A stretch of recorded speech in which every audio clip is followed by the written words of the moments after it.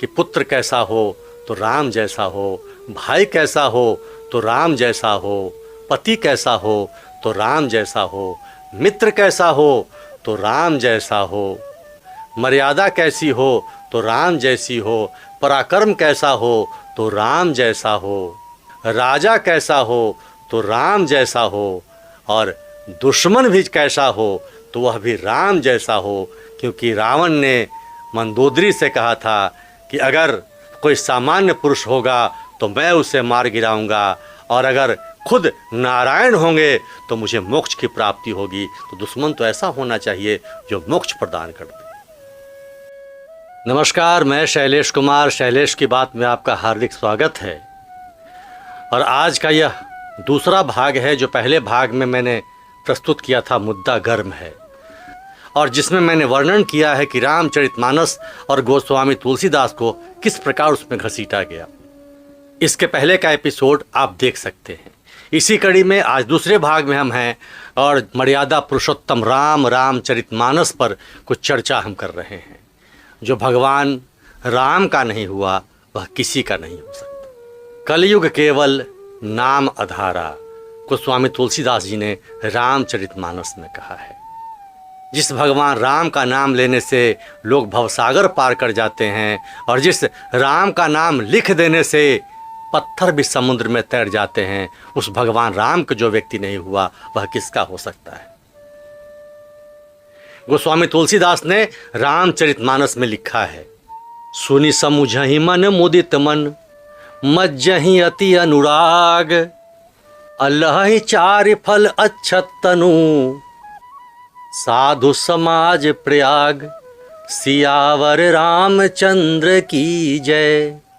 यानी कि जो भगवान राम के तीर्थ रूपी नाम को प्रसन्नतापूर्वक जपता है, अपने मन में मनन करता है, वह सशरीर रहते ही धर्म, अर्थ, काम और मोक्ष यह चारों प्राप्त कर लेता है।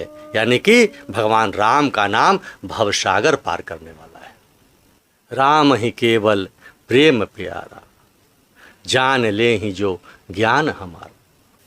उस राम के अस्तित्व को भी हम नकार जाते हैं, उस राम पर भी प्रश्न चिन्ह उठा देते हैं, और तब कहते हैं समाज में मनुष्यता गिर रही है, संस्कार गिर रहा है।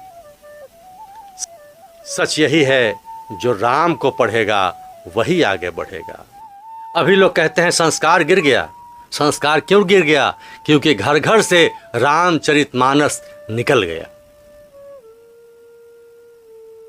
हमारे दादा दादी रामचरितमानस की कहानियां सुनाते थे, वो चौपाइयां सुनाते थे, और भगवान राम के आदर्शों पर चलने को प्रेरित करते थे। जब राम घर से जाएंगे तो काम घर में आएगा, और जब सिर्फ काम और काम होगा तो सर्वनाश होना निश्चित है। इसलिए काम को अपने से दूर करना है, वासना को अपने से दूर करना है, तो अपने जीवन में राम को लाना होगा। तेरा जीवन एक पतंग, डोरी राम जी के हाथ, वही उठावे वही बिठावे वही सुलावे साथ। और जब उस राम के लोग नहीं होते, जो राम नैया पार करने वाले हैं, जब राम के नहीं होंगे तो किसके होंगे?